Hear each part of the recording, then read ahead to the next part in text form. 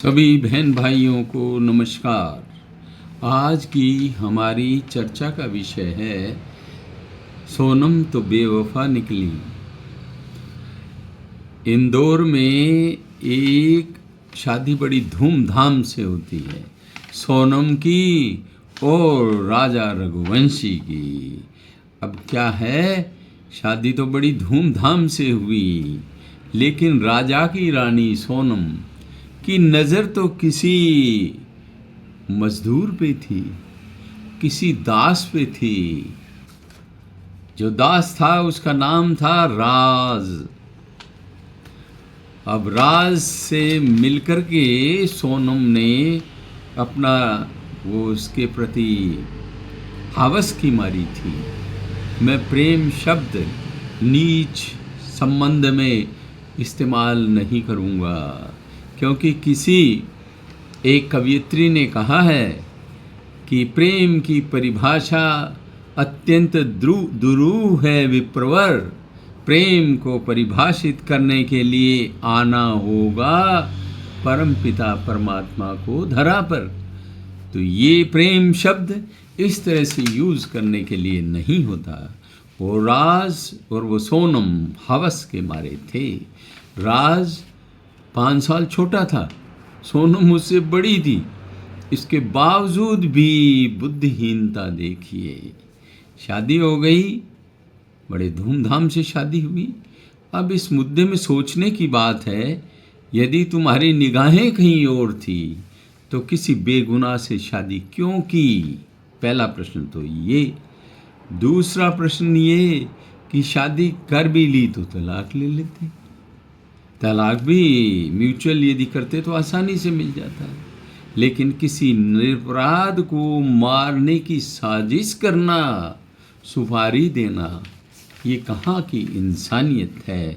किसी के माँ बाप का जो आँखों का तारा है उसे छीन लेना अपनी हवस के चक्कर में। और फिर ये सोनम मेघालय की टिकट बुक कराती है, हनीमून ट्रिप पे जाते हैं, और वहाँ राज के 3 दोस्त जिन्होंने पहले से ही साजिश कर रखी थी, उनके नाम थे आकाश, आनंद और विशाल। नाम तो बड़े जोरदार हैं, लेकिन काम सब ने मिल के बड़ा नीचतापूर्ण किया। वहीं से हथियार खरीदा जाता है और अपने जो राजा थे, राजा जी को पहाड़ी पे ले जाया जाता है, और इसके आदेश पर, सोनम के आदेश पर इन तीनों ने उसकी हत्या कर दी। और मज़े की बात, सास का 11 के दिन, एकादशी के दिन फ़ोन आता है तो वहाँ उपवास का पाखंड भी रचा जाता है। कितना जोरदार पाखंड, कितनी बेशर्मी भरा पाखंड। और फिर राज से कहती है कि मेरा और तेरा प्रेम विवाह तो नहीं हो सकता, कारण कि मेरे पिता के हार्ट की बीमारी है और वो इसे सहन नहीं कर सकेंगे, लेकिन मैं विधवा होकर के तुझसे शादी कर लूँगी। बोलो, शातिर दिमाग की शातिर चालें देखिए कि कैसे उसने इस तरह की बात की, और जाकर के एक निरपराध को, ये वैसे ही है जैसे कोई कसाई गाय को पहाड़ी पे ले जाए चारा दिखाते दिखाते, या कोई किसी भुलावे में लेकर के और फिर उसकी हत्या कर दे। एक निरीह व्यक्ति की हत्या कर देना, एक खानदान की हत्या कर देना, ये अत्यंत दुखद है। ये कहानी संस्कारहीनता की कहानी है, सोनम और राज की बुद्धिहीनता की कहानी है, नीचता की कहानी है। क्या इनके लिए जो शब्द इस्तेमाल किए जाएं वो भी कम है? ऐसी घटना एक मेरठ में भी हुई थी 2 महीने पहले, जिस नीले ड्रम का बड़ा जिक्र हुआ था। वहाँ एक मुस्कान नाम की लड़की थी। माँ बापों ने बड़े चाव से मुस्कान नाम रखा होगा कि इसको देखेगा कोई तो चेहरे पे खुशी आ जाएगी, लेकिन उसने भी अपने सो कॉल्ड आशिक, या कहें सो कॉल्ड हवस के मारे साहिल के साथ मिलकर के अपने पति सौरभ, जो उसे धन दौलत देता था, उसकी ज़रूरतें पूरी कर देता, उसकी हत्या की और नीले ड्रम में उसे भर दिया।